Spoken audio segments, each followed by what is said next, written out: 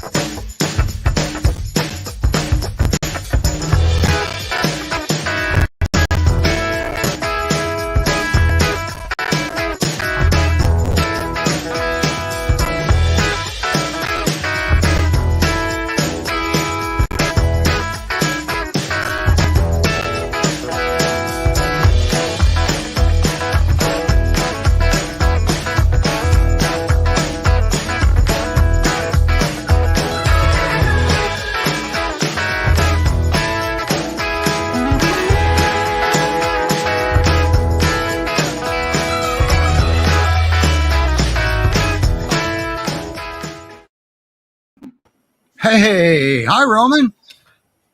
Howdy. Wow. We're going to have a good show tonight, but we had some last minute changes. Our Great Pyrenees Rescue of Missouri featured dog won't be able to make it tonight. His foster mom had to work, and but we still have Katarina from Great Pyrenees Rescue Society going to be here tonight. And it's going to kind of be a Texas show tonight a little bit, isn't it, Roman? Where are you at right now? Brownswood. You're in Texas. It's somewhere in the center of Texas, like in the very center. All right. So, and we're going to go into why Roman is there in Texas here in a little bit. But first, we're going to have our giveaway drawing tonight. We're going to give away a leash, 6-foot leash. It's not just red. There's multiple colors. Whoever wins, if you, when you send me your information, your shipping information, tell me what color you would prefer, and I'll see if I have it. If not, you'll get what color I send you. How's that? And then we have a new word, summarize our dogs, huh? So I thought about that at just the last second. What can I say? So, wow, we're going to have a good show here. And hi, Lori. Hi, Elizabeth. Elizabeth, she won one of our drawings. And Nancy in Colorado, she's won our drawing a few times. So, but we don't stop anybody from entering. So anyway, hi, Lori. Roman, you'll remember Lori. She has the Akbosh in New York, Mr. Tibbs. Yep. So anyway, for anybody that doesn't remember Roman or maybe doesn't know Roman, Roman is a integrative behaviorist. He is a certified professional dog trainer, and he has, well, a whole bunch of other letters behind his name to go with it. All right. But for most of all, he specializes in trauma-driven behaviors. Okay. Which are and with the guardian breeds, like the Great Pyrenees. Okay. So, and with me, technically, I only work with one breed. Well, technically 4 breeds, but they're all related to each other. So technically, I'm not really qualified through my eyes as a behaviorist service for trainer. Oh, well, now, wait a minute. Now, hold on a second. I am a certified professional dog trainer. Okay. Good. And I'm a certified behavior. Okay, never mind. But I only work with one breed. So, so if you happen to have a Great Pyrenees, you know, I might be able to help. But if you have the means, I'm not your guy, because I work in rescue, and typically I only work with the folks that can't afford a trainer or a behaviorist, like Roman. Roman, he's actually not very expensive at all, because he's extremely effective. Okay. And that really, really means a lot. So, but anyway, so if you put hashtag GPRM in the comments, and it enters you into the drawing. Right now we only have 2 entries. So if you entered once, enter again, because it didn't pick it up. But it is accepting entries, and put hashtag GPRM in your comments and you're entered. So, and it looks like Mr. Tibbs is really scared right now. It's thundering and lightning out, and I have the same situation with 2 Great Pyrenees and a Kuvaz, and possibly 2 more right next door, but I haven't seen them in a few minutes, but probably. Oh, Elizabeth says it's an amazing leash. It is. It's not a bad leash at all. Okay. They were donated, obviously. And I'm working on some manufacturers and some distributors where we can get maybe some harnesses donated, and we'll go into why later. When we talk about summarizing our dogs for summer. So anyway, without further ado, I would really, really like to bring up our featured dog for the Great Pyrenees Rescue Society. And we'll change our little background there. And hi, Debbie, you're a superstar, so don't make us dizzy. All right. And this must be Miss Katarina. Uh-oh, we don't have audio from you for some reason. Let's see why. Turn yourself back up again, and we will fix this technical stuff right here. Live shows, you gotta love them. Say something. Nope, we don't have audio, so I need you to try something. You're not muted, so why don't you go ahead and exit and then come back, and we'll bring you back up. How's that? Okay? And or you can check your phone mute too. That could be it. But anyway, so Debbie will be back in a minute. So while we're bringing Debbie back up, just out of curiosity, Roman, why are you in Texas and not in Oregon? Sorry. Okay, we'll let you answer that in a minute. We have Debbie back, and I don't say something again.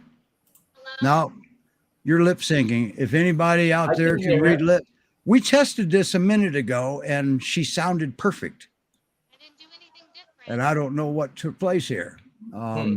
So anyway, she'll be back in a second, and it's probably something in the phone muted or something, or a headset got picked up or something. But we'll get her back. In the meantime, let me check some more comments. Good, we got some entries coming in for the drawing. And so back to why I'm here. Yeah, why are you in Texas there, Ron? Good question. So there is a juvenile detention center.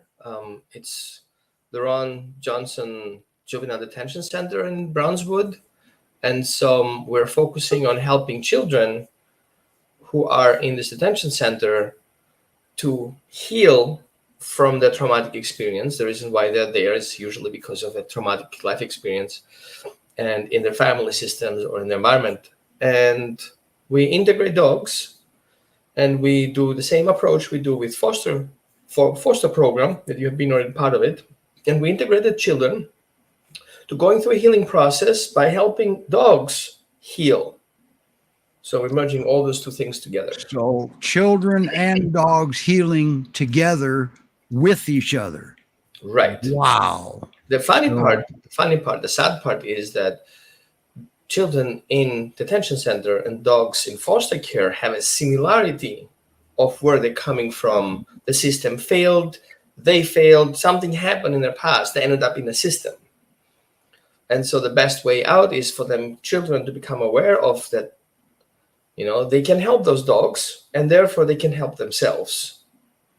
That's awesome. We're going to go into that a little more in depth because this is really, really cool what Roman's doing. All right, Debbie, try it now. No, we don't have you. There's something in your phone settings, I believe, happened. I swear to God, folks, 10 minutes ago, she was blowing me out of the dog room here. She really, really was. And I don't know what took place here. She might have squeezed her phone the wrong way, but she's going to check her mic settings, and I'm going to check them on this end. We still don't have you. Let me check something here. Oop, unmute yourself. Unmute yourself. Okay. Okay, now let me check this. Better. Ah, there's our problem. Part of it. Nope, that ain't it. I don't know why we don't have you. You got a different device you can log into, Debbie? A headset? Oh, wait a minute. You turn on your, yeah, you got a headset? There you go. Earbuds or something. We'll get her back. Don't you worry none. In the meantime, let's go into our talking points because we got some really good talking points, don't we? So what we're going to do is we're going to go this way and, oh, I can cover that too here. Cool. So summarize. What the heck does that mean? Summer's coming. As a matter of fact, the unofficial weekend of summer is coming up on Memorial Day, isn't it? So your dogs, the Great Pyrenees in general, including the shorter coated Akbash and they're double coated. All right. And most of you probably realize that grooming is very essential. Okay. Now, what a lot of people don't realize is why. All right. Thank you, Roman, for sending this graphic. When they're properly coated, and when they're properly groomed, well, we hear something there, Debbie. It's working. Yeah, it's okay. Say something there, Debbie. Say anything. Well, we had something going on there for a second, but we don't have you. She has to slightly. She has to put her phone. Yeah. Anyway, don't worry. Okay, just be. Don't panic. How's this? There you Oh are. man, that sounds great. Wow. Okay. Amazing. The problem Okay. is it's a cord on my phone, so it's going to be hard to see me and the dog. That's the only issue with this. There we go. Okay. So, Okay. I don't know why it wasn't working, but all right. So we can always put it on. Are you on a tripod? Is that where you're at? Okay. I just had it on my chair. I just had it Okay. on my chair before. There you go. I can Oh, see. that's why she was covering the microphone. I can see Katarina just fine. Yeah. All right. And what can you tell us about Katarina? It looks like she does well with other dogs because you appear to have other dogs. I do. I have 3, formerly 4 dogs. So she came into the house with one old dog. My old dog was 14, and then I have 3 dogs that are all under 2 years old. Oh, sorry. Can you guys hear me okay? Oh, absolutely. Yeah. Okay, perfect. And she was great. She's a little on the, I don't want to say timid because she's not timid in all instances, but she, she lacks a little confidence sometimes, but she was super friendly. She's actually the first foster, and I've had over 20 fosters in the house. She's the first foster that day one, I usually keep them separated. And I keep like the new puppy in the kitchen. I'll slowly expand their roaming area. But this is the first time on day one she could just roam free with my dogs. I mean, she just fit right in. She's a fabulous dog. She reads other dogs really well, I think. She's somewhat sensitive. Hey, baby. And how long has she been in your home now? So I've only had her a week. Okay. And just in the week that we've had her, Katarina, she has gained a lot of confidence. When we first got her, she, more separation anxiety, and like just didn't want to be without me and wasn't playing as much. But I mean, just in a week, like she's great now. I can go upstairs and leave her downstairs with the other dogs. She's playing with the other dogs. She'll sleep with me.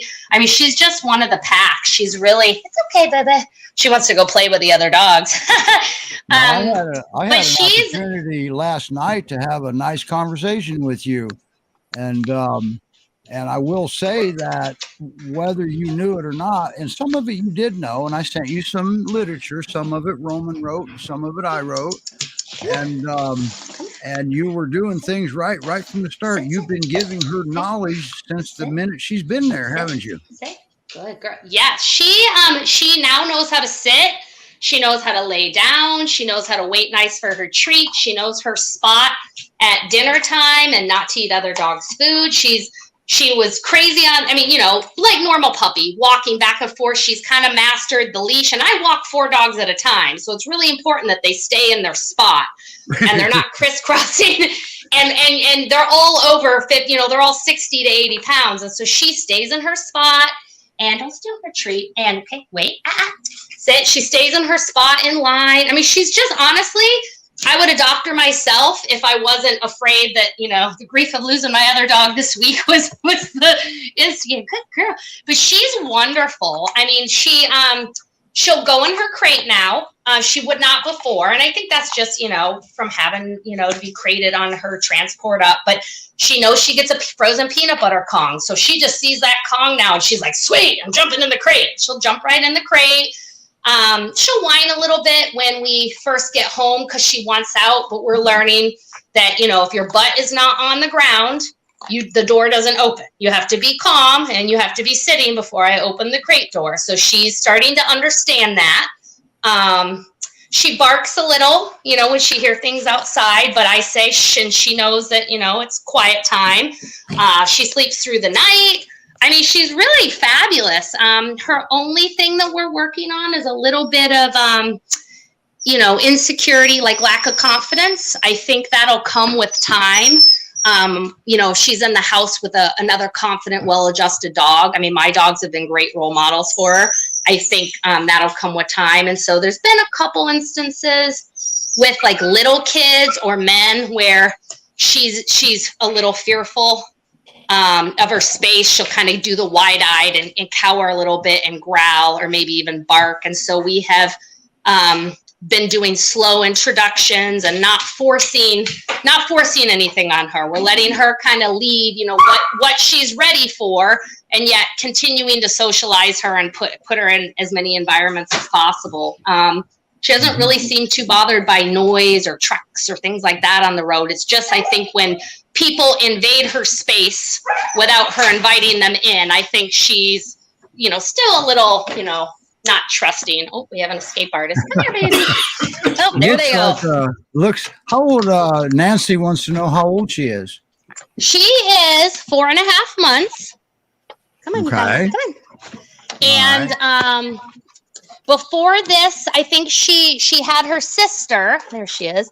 She had her sister, Kathy, I think was her name, with her. And she was fostered down in Texas with Kathy and about, 8 other puppies.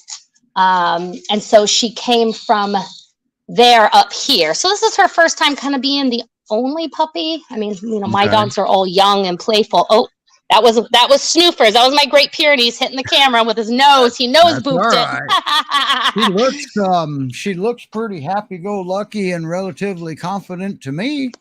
That's what I mean. It was so shocking. Like I would never have. Where you going, baby? I would have never have expected it until it happened, because I didn't see any signs of it whatsoever. And so that's why I think maybe it's a temporary thing, because she's been through a big transition lately, and with a little confidence, she might grow out of it a little. Well, and you've also backed out of that, the stuff that she's afraid of for now. Yes. Because right now she just needs to know who she can turn to, huh? Yeah. And it looks like she's getting the hang of being able to turn to you.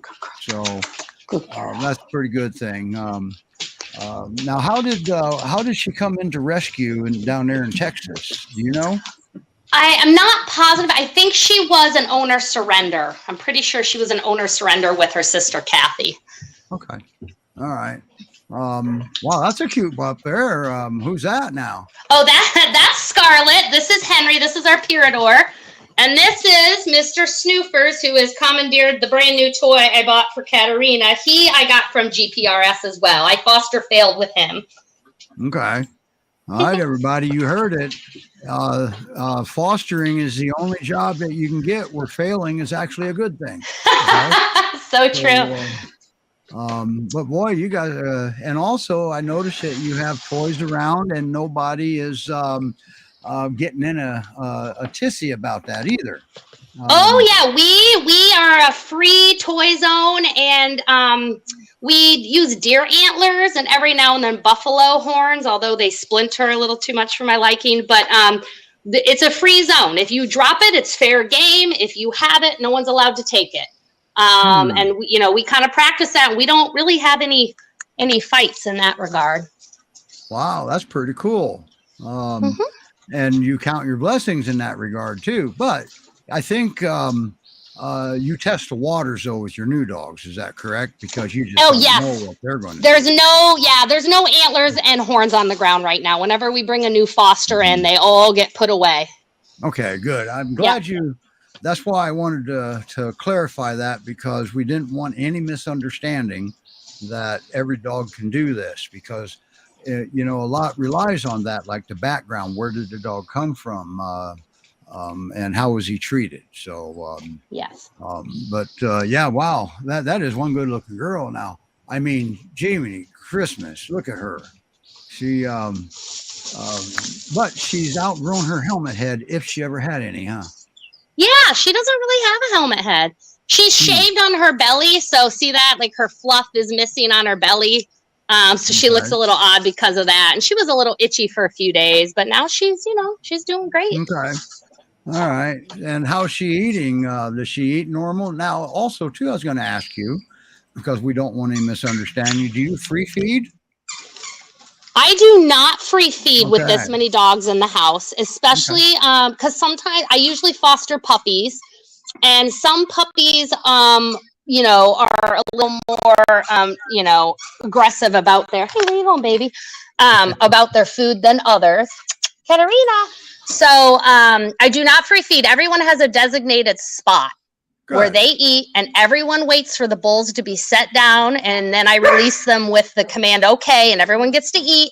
And then everyone knows you can't go to anyone else's bowl and sniff it or get in their area or stare them down. You're not allowed to do any of that until all the bowls are up. And then it's like kind of free roam after that. And so she knows her spot. And she knows she's not allowed to go to anyone else's bowl, so she's doing good. She has a good appetite. I had her on like a blue buffalo large breed, and she was kind of finicky with it. So I've been mixing it with what my dogs have, and she's been eating better. And I've also been squirting some salmon oil on it, because that's what I do for my dogs, and she's much happier now. So now she'll eat her food. But my dogs all have slow feeders, and she doesn't need one. She doesn't scarf for food, and actually a lot of times she prefers me sitting with her. Like if I get up and leave while she's eating, she'll want to follow me. And so I just kind of stand around her bowl, which is good. I mean, I need to monitor her anyway, to make sure no one's trying to bully her and take her food or vice versa. So, but no, she's a pretty good eater. She loves her treats. Good. Now, I know you've only had her a week, but from what you realize with her now, what you've learned at this point, now we won't hold you to it, but what kind of home would she need? Oh, well, so, like most puppies, we want her in a home with a confident, adult dog, a mentor. So she would be lonely. Like if I left her one time alone in her crate, versus one of my other dogs next to her, Mr. Snoofer's there is usually next to her, and she went nuts. Like she could tell when I got back, she was exasperated, and the whole time she was like pawing at the door. Wants to inject something here. Sure. And anytime Roman speaks, I always recommend we listen. Well, it seems that you're already in the stage of separation anxiety, so I don't think that would be a limitation where the dog goes. Hold on a second. There's so much background noise. I see your dogs play on the trampoline quite nicely.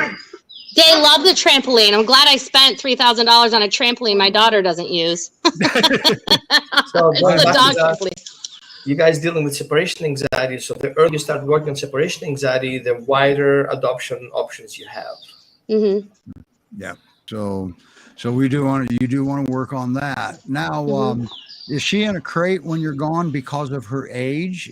Because she's a puppy? Is that what you guys do? No, it's because it's fair. All my dogs are crated because Mr. Snoofers likes to ingest random objects that have to be surgically removed from his body.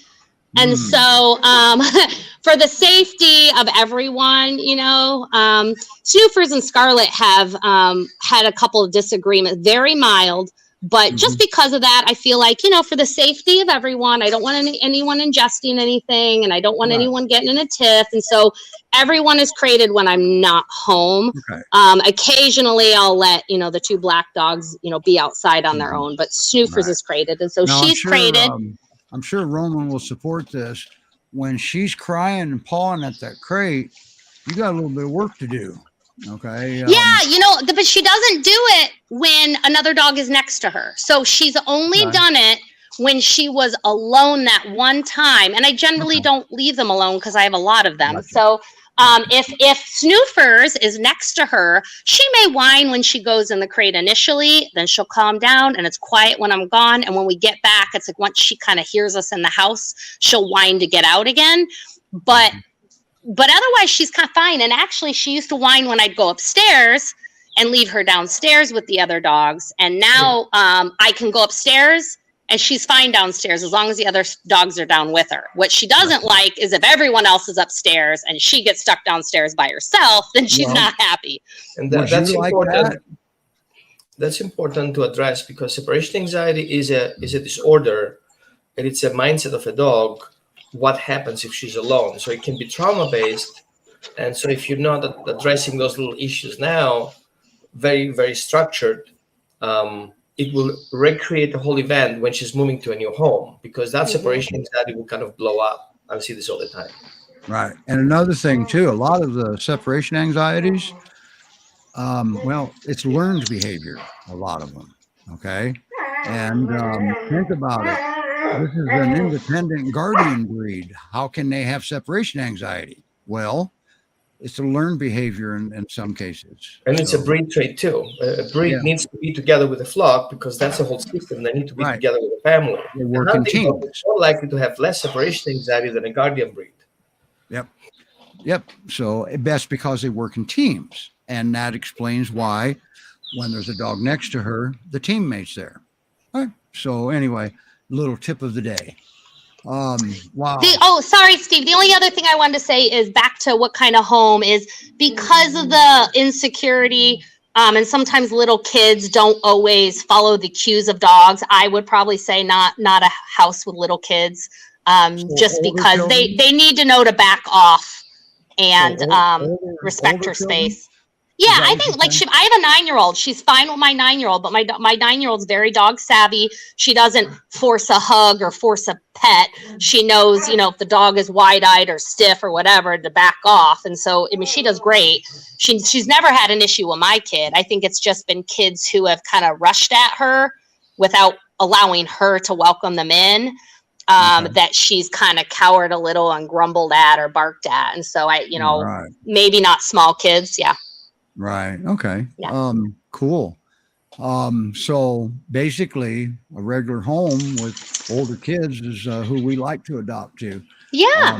And a lot of times we want, especially young dogs like her, we prefer older kids because as they grow, they can actually accidentally hurt a young child, sometimes just by wagging their tail. Okay. And smack the kid upside the head. And next thing you know, the kid loses balance, falls back into the china cabinet, and then the dog gets in trouble for wagging its tail. So, and we don't want that. All right. Katarina has her own webpage, and we put that's right up there. You go, GreatPyreneesRescueSociety.org.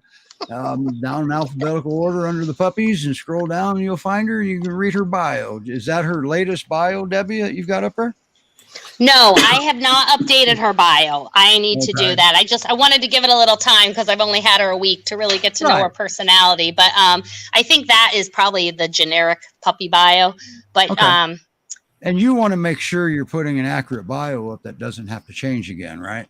Absolutely. Yeah. And I don't want, like, a lot of times that first week, as you all know, they're not really themselves. They've had their whole life changed and uprooted. They've been on a transport with a bunch of other stinky barking dogs. And so, I don't want to, say something, negative that, might be just temporary. She might just be scared for the first couple days. So, but at the same time, you're very transparent. So this is a good thing. Now, absolutely about the transport. Now, you're in Washington State, aren't you? Yes. You're above me. Okay, cool. Yeah, you're above Roman. Well, actually, right now Roman's in Texas, but he's actually closer to GPRS's headquarters than you are, Debbie. So, and she's got her voice. I love it.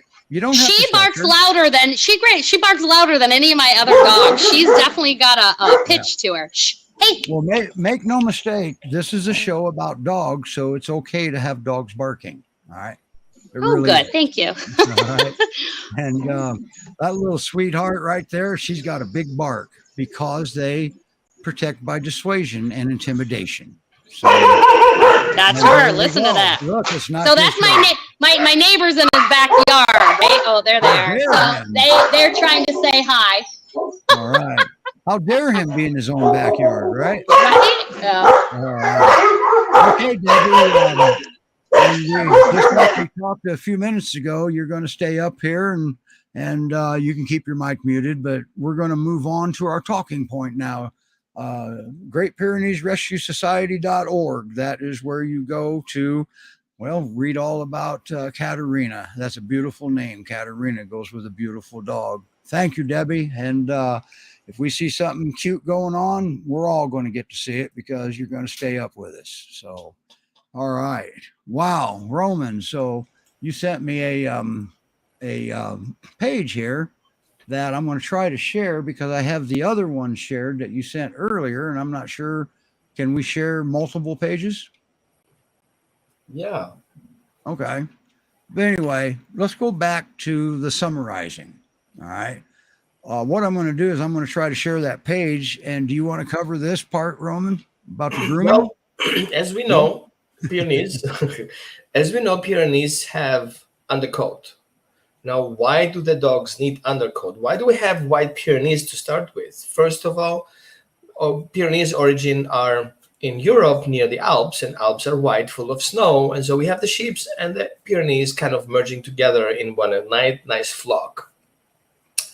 Now, the reason why also the Pyrenees are white is because also the sheep feel comfortable about having a white mate to follow. So we have kind of this imprinting that is perfect for a white dog. Now, the undercoat is here to protect the dog from the elements, not only from heat, but also from moisture.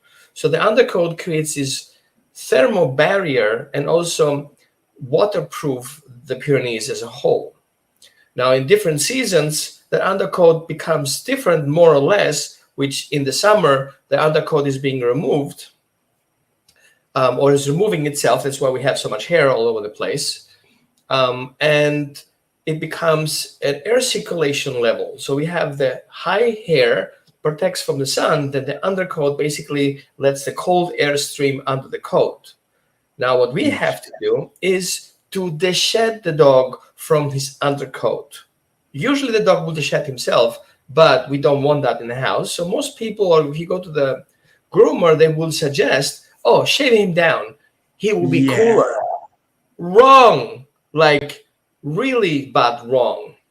Okay, so here you see an example where the long-coated dog, this particular one is the golden, but what we see is the temperature difference from above. So you see the 24 degrees centigrades are basically 73 degrees Fahrenheit and 30 degrees centigrades. I don't know the calculation quickly, but it's way hotter. So you see, where the skin is short hair, the temperature of the dog is higher, and where the more coat is, the temperature is lower. So we have an insulation happening here. Now, the other reason why groomers tell you to shed the dog is because they're too lazy to do the shedding. The shedding means going from top to the tail and remove the undercoat, which is very, very time consuming. But you can save yourself lots of money and time if you do it yourself. So what you need is actually the shedding tool.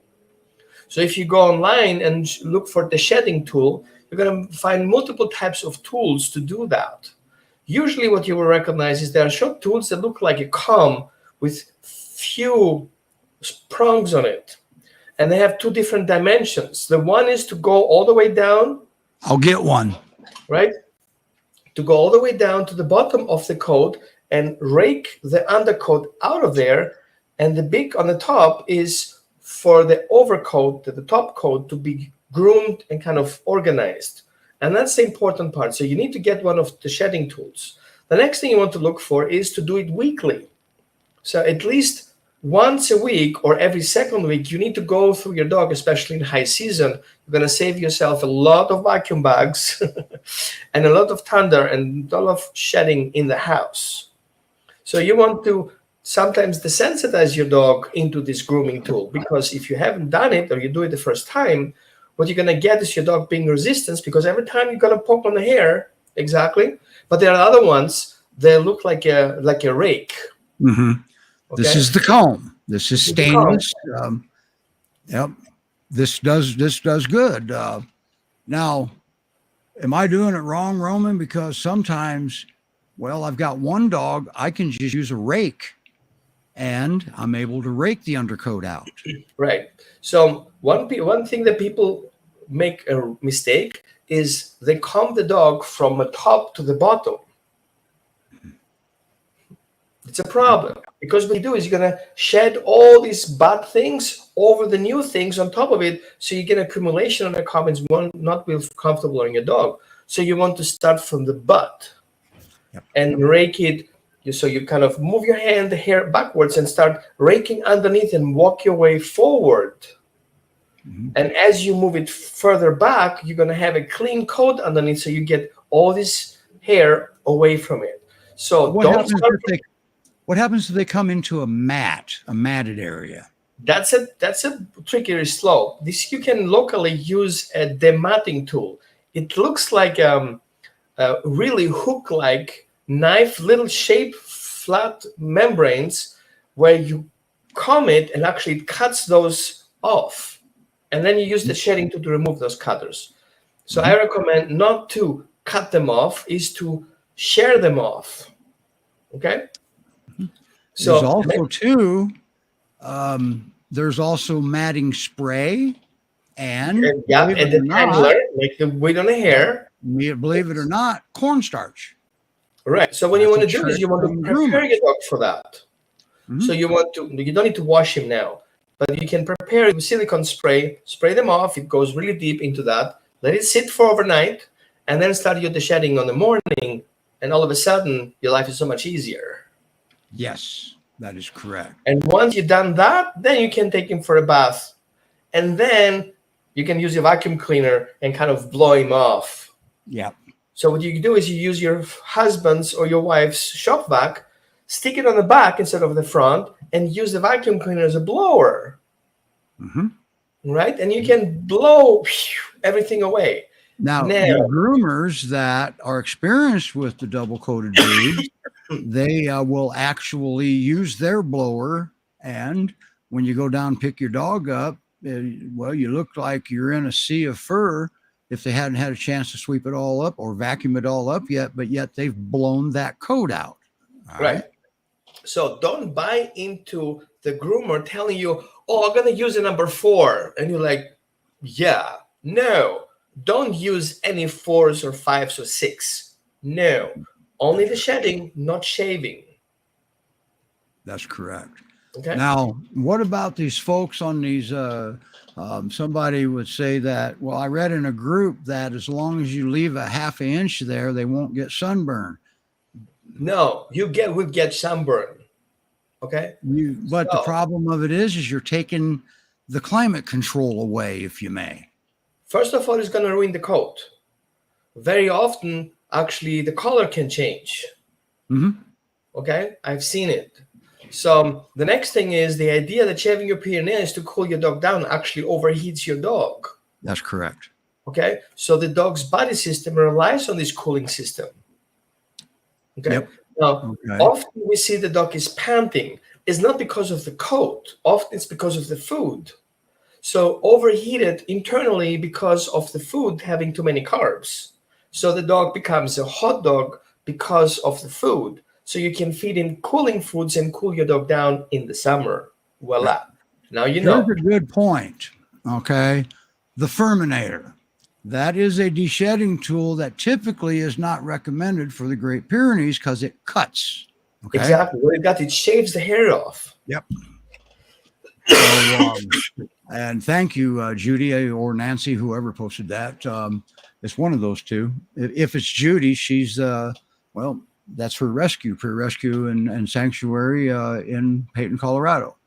Now, we're running on a couple of problems here. Okay. Many people shave the dogs because of allergies. Okay. No, do not shave your dog for allergies because you're not treating the allergies. You're just paying somebody to do something that's not needed. Allergies come internally. Okay, internally or externally from environmental factors. So your double coat actually protects your dog from environmental factors, including fleas. The fleas don't get all the way down there because of the thick coat. Okay, the climate is not good for those guys. So in addition to that, we want to add into the equation is feeding your dog healthy and doing internally treatment will reflect on the skin. That aside. Yes. Now, other thing that I see very often people misinterpret is that when we groom the dog gets feisty about it. And so we put the dog a muzzle on, which actually makes things worse. So desensitizing the grooming process is important. And we need consent. And here's why. If a dog has allergies or is very sensitive on the skin and you pull the hairs out of it because you want to get the job done, right? The dog gets hurt. And the dog will react to that. So every time you show up with a groomer, you're going to hear a growling. I don't even know what that word means, Judy. Groomers, alopecia, okay, bald spots. Where it doesn't grow back. Okay. Right. So these are things, for medical reasons, that's another story. Okay. So we agree with that. Don't shave your double-coated dog unless it's a medical necessity. Okay. Exactly. Now, the other thing I want to do is desensitizing the dog on the grooming. So what I do usually with stranger dogs or dogs in a shelter where you have to groom them because they get dirty and feisty. So you want to announce what you're going to do with what's worth it. So show your dog the groomer tool and give your dog a treat. So the dog says that will earn you a treat. And then you're going to show the dog, the more often you're showing the dog, the more you give him a treat, the dog will associate your grooming tool with something pleasant. The next thing you're going to do is start touching the dog with that grooming tool upside down, not with a comb, like upside down. So he feels like how good it feels like. And he's like, oh, I like that. Oh, here's another treat for that. So now the dog associates your gesture approaching with the tool is kind of pleasant. And once he gets comfortable with you doing that, you can slowly do it a little bit. And your dog is like, ouch, what happened? Oh, I wanted to tell you, get a treat for that. Oh, so ouching is a little bit of a treat. Exactly. It's kind of like an announcement of a treat. Yeah. So even though he doesn't feel comfortable, he gets used to that uncomfortable because he gets something of a value. Now, if your dog shows any signs of aggression, it's because he has a prehistory of what's going to do with it.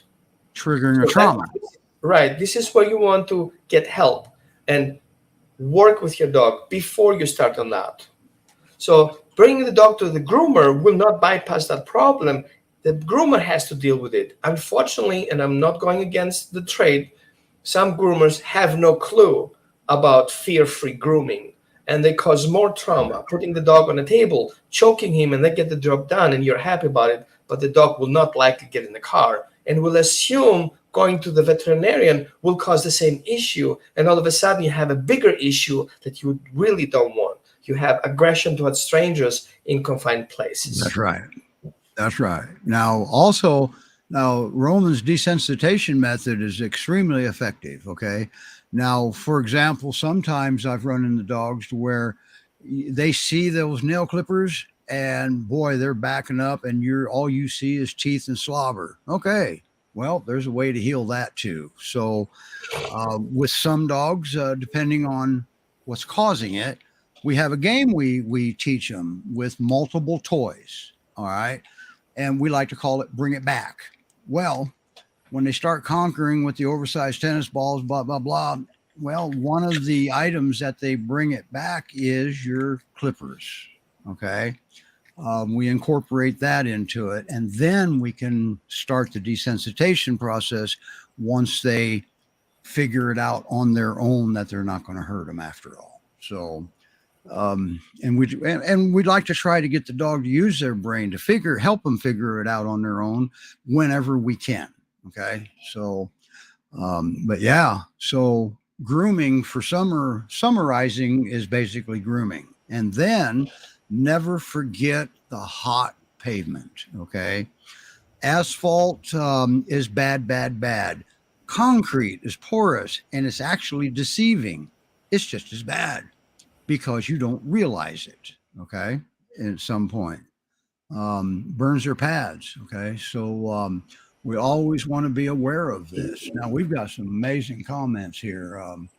Oh boy, we got, let's bring up this one. Here's the Whole Dog Journal article on choice and control. Okay. So I'm pretty sure you put that there, Roman. Yeah. Okay.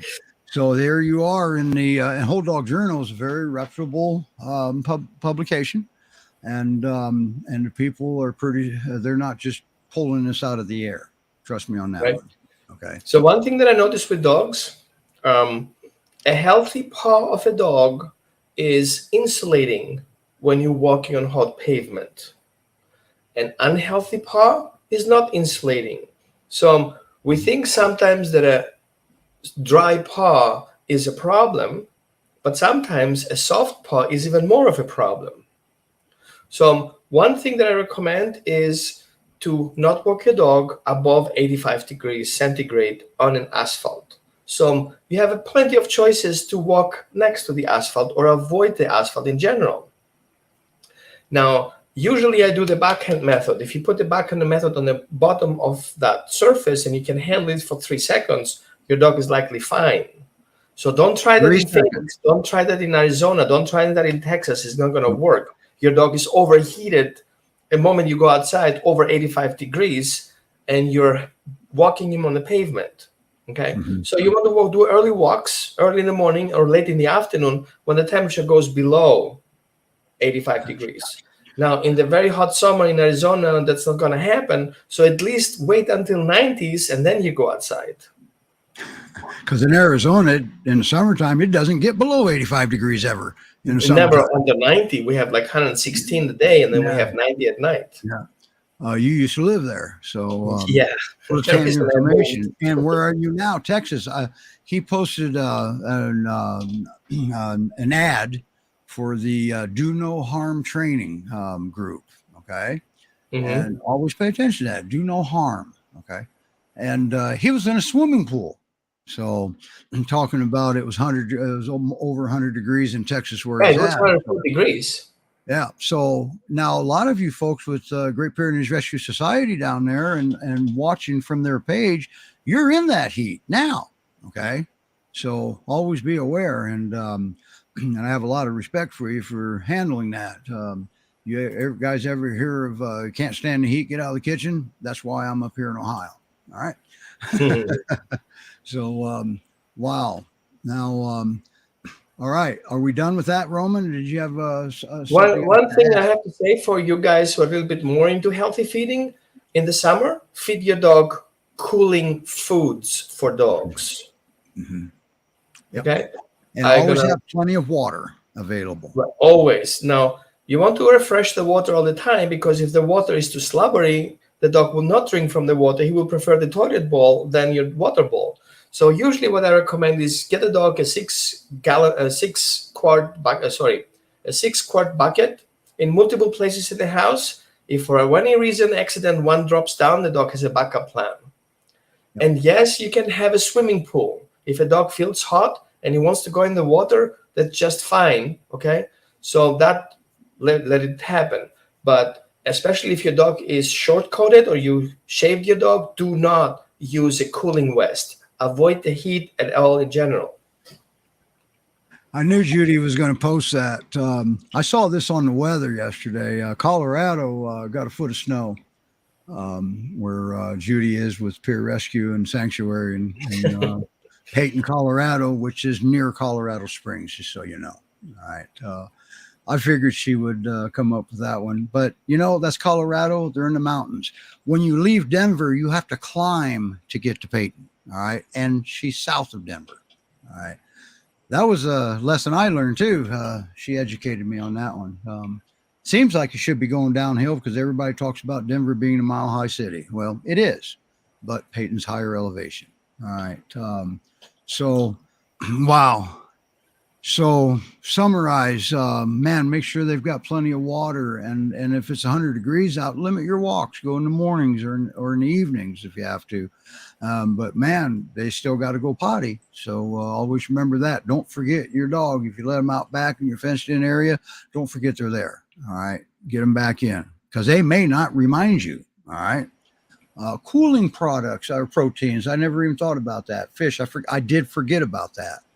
So seafood is definitely a cooling protein. You want to feed fish protein, duck protein, but you read the ingredients. Please read the ingredients because they may say it's duck and then somewhere in the end it's more chicken. Okay. Yes. Yes. Good. Cooling foods for dogs will also help with allergies. In homeopathy and in holistic traditional medicine, we see that hot dogs need cooling foods, and hot dogs means internally it's too hot, and allergies and inflammations are hot too. That's correct. Yep. Now, so Pyrenees are in generally hot dogs. Yeah.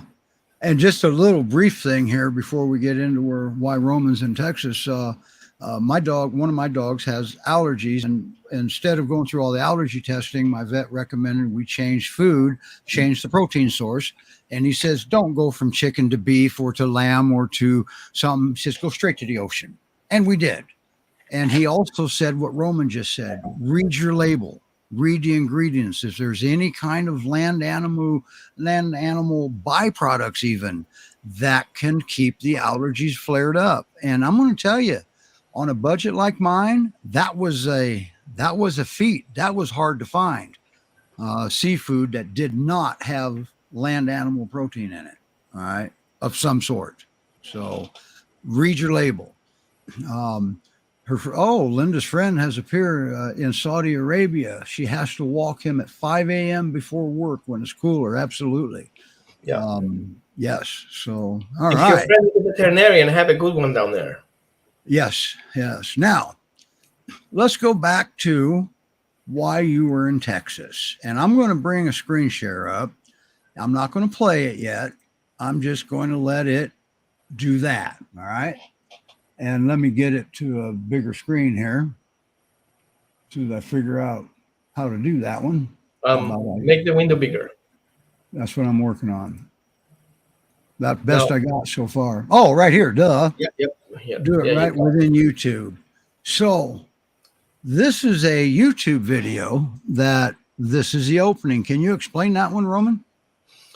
Well, there's a backstory. It was one of the clients who I worked with in the past couple of years ago, and I did a secure attachment program with her. She had some behavior issues with her dogs, and we were able to manage the whole family and the dog's behavior. In order to address that, I had my classic program in place, which is a secure attachment program and becoming trauma-informed secure attachment based. So we assume the dog has trauma. we address the traumas first, and then we start creating a bond between the person and the dog. And we have all the dogs connect with the person, which gives more confidence to the dogs because they have somebody to be guided by. And that, couple of years later, she gives me a call and says, hey, I was interested to use your program for our center. And I had no clue she's working from the detention center. And she said, well, remember the program we did together? We do the same thing with children. So I was thinking that would be a great match because we want to change what we're doing right now because it wasn't successful. And so we ended up talking about it, put together a program, and it took me a year to put all this back in place because those children who are working there are under 16. There are children there that at age 12 killed someone and they have a 30-year sentence. How can we help those children get out of the system and be also part of the community without being any threat? So the idea of teaching those children to learn to do something they never heard from her parents, the best way would be teaching them how to be the parent and have a dog to work on it. And at the same time, because the dog is also coming from a traumatic past, we can add the dog to coming through a healing process through those children going through a healing process. So both children and dog are going through a healing process by learning from each other, under supervision, of course. Now, how did this come about, Roman? You're all the way in Texas doing this. How did this come about? Well, I'm here to educate the people and show them how similar those two systems are, because they learn from that program to better understand the children, and at the same time they also learn how to understand the dogs, because the attachment theory is a theory and it's very difficult to put it hands-on if you don't have the problem, because you're working proactively. Now with dogs, we can see the problem happening in front of us, so we can apply the same technique on the dog and see the improvement and then understand how the application worked. So it's more about helping also the adults who work in the program, helping those children understand the application before they need it in crisis. Because imagine if those children who are in so complex behaviors are aggressively attacking each other, you have to resolve a problem. It's no different than you guys have multiple dogs in your house and they get in a fight because they don't have morals and ethics. Okay? And that's the key factor, teaching also the adults for the whole thing. Yeah. I put the link to this YouTube, since we won't be able to play much of it on the show tonight. I put the link in the comments. And Lori says, wow, that's amazing, Roman. Good for you. And I agree. Now, leave a comment in the group. It helps the Juvenile Detention Center to show up. And I'm going to send you a link also of an outlet that is very important on Facebook on that, to encourage those people to support the system. It helps children not remaining in the system. Those kids, when they're 19, automatically they would go into the adult system and they will never get out. What we're hoping here to do is, just like with us, with our rescue dogs, to get them adopted, but in the society. Okay, let's... Now, are there bigger eyes on this? Is this like a trial program? This is a pilot program, and it's supported up to the governor. That's what I thought. So I thought I heard the governor a message how supportive we are, because we're dealing with this every day as fosters of large breed dogs. All right. You want me to play a little bit of this? Okay, go for it. It's just very short. Yeah. And then we're going to choose the winner. Hashtag GPRM. Don't forget that.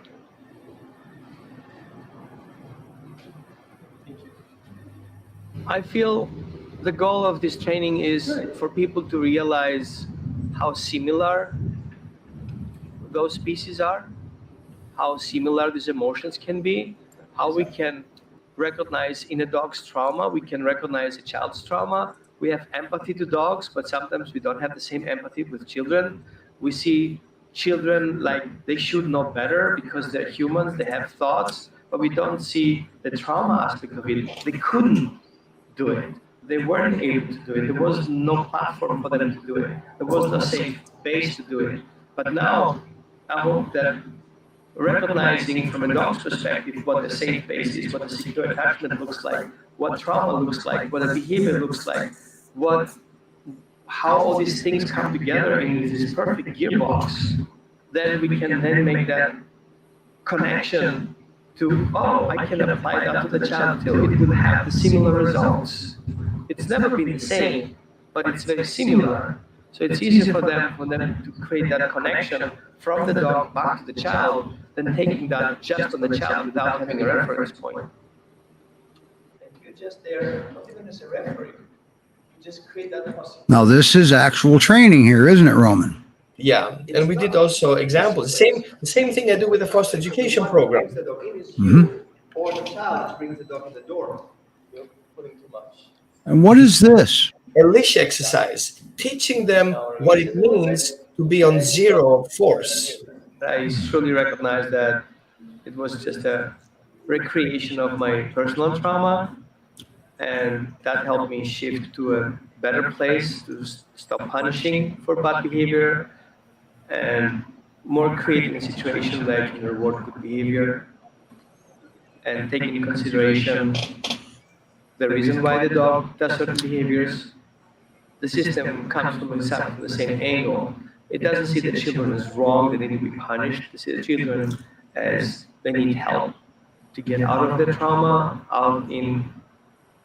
to offer voluntarily better just behaviors for themselves and for the environment. One of the reasons that we Isn't that amazing? Because he kind of not only So you see how fearful the dog is. Yep. we are And what happens next? He does run for training, right? And so when you're talking about not going into forced compliance with dog training, it's exactly the same thing that we are trying to get away from with our kids. And the neat thing is that when you work in this program, you're going to start seeing the connections, right? When we're talking about, because I use dog training analogies all the time when I train the Texas model stuff. Because if you narrow the choices down, right? If you get them a lot fewer options to get to the same. Explain to us who this lady is.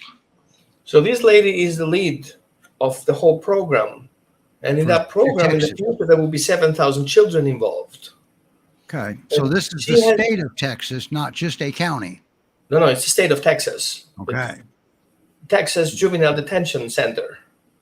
Wow. So she has a history in shelter, in rescue. She was in a rescue and she worked for a shelter, and she was pulled into the program to make that connection from that perspective in the previous program. And I'm coming in and bring that to the next level and make that kind of blend in with the healing process. But because before that, it was just a foster program, dogs fostering, and children would do the work, the dirty work. Okay.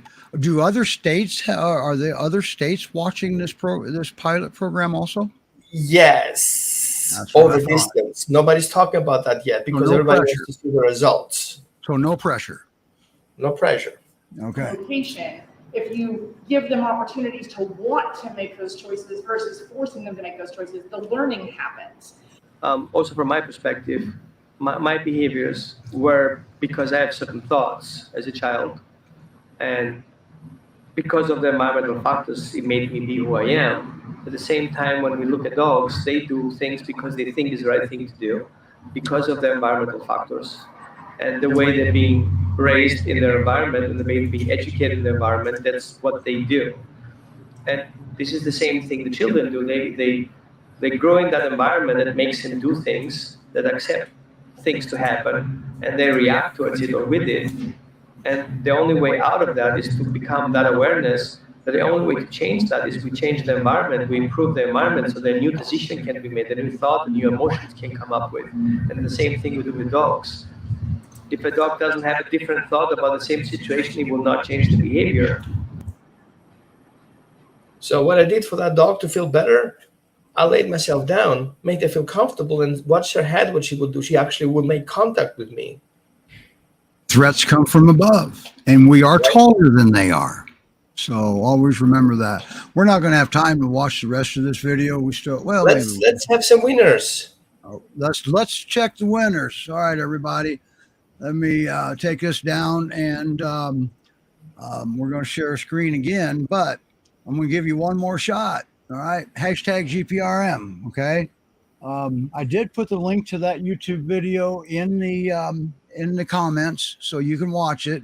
The only place it won't show up is in the Great Pyrenees Rescue of Missouri's group. Okay. It won't show up there.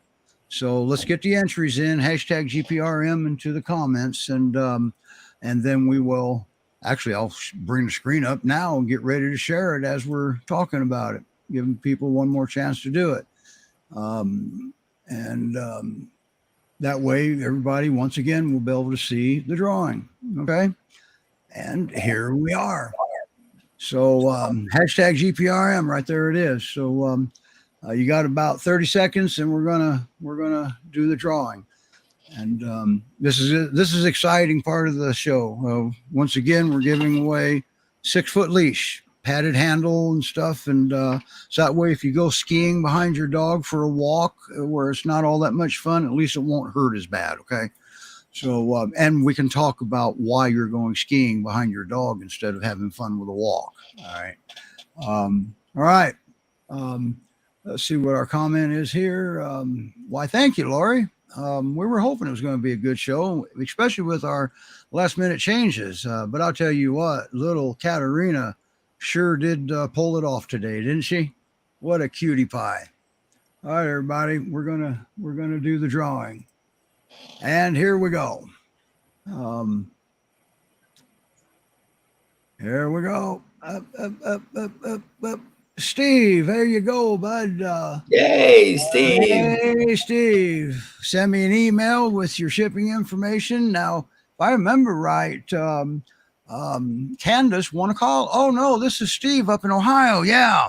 He has Murphy, a dog named Murphy that they adopted from the Indy Great Pyrenees Rescue. So send me your shipping information, Steve. And if you have a couple of different color preferences, I don't know if you're going to put it on or if you're going to put it on Murphy. They also have a gold and wonderful adopters. Murphy's everything. Do a good job at it. It's the problem with Murphy. So they do okay.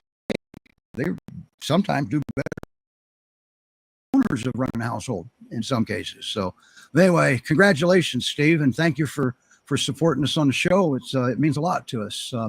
And we'll get back down here to this. We got another comment, and it's probably a congratulations. Yes, Lori's always here. Lori and Nancy, they're very, very faithful viewers of our show. Thank you both. Thank you, everybody, for watching. So, wow. So don't forget, Steve, send me an email, or I think in your case, you can actually send me a text even. I was helping him out somewhat with Murphy. So, all right, Roman, thanks for coming on. When do you actually go back to I will be in Austin on Thursday, and I will be back in Oregon on Friday. Okay. Okay. Because so if anybody's in Texas, in North Texas, around Brownswood or around Central Texas, just send me an email. There you go. And you get a hold of Roman at a second. I've got it up here, Roman. It'll only take a second here. I got it for you. Do you? I hope so. Right there. I got it. Roman at holisticdogtraining.org. And so Roman has his own folder here in StreamYard. Wow. And I'm going to ask you to do me a favor. I want you to get a set of eyes on a dog I'm working with. We believe he could be a Maremma Great Pyrenees mix in Kansas. All right. So sure. Be prepared for that. And all right, everybody. Thank you for joining us, and we'll see you next week. And bye-bye. Well, I can't wait to hear how that pilot program goes. And I'll be in Texas likely in September again to do the hands-on with the dogs that we pull in from the shelters, and with the kids who are already in place and the people who already start working on that. Okay. All right. So Great Pyrenees Rescue of Missouri GPRescue.com and Great Pyrenees Rescue Society.org. If it's happening, that's where it's happening. And don't forget Roman. Roman is a very good resource for just about anybody and anything you have going on, just so you know. All right. Okay. Night, everybody. Thank you, Debbie, for coming in here. Bye now.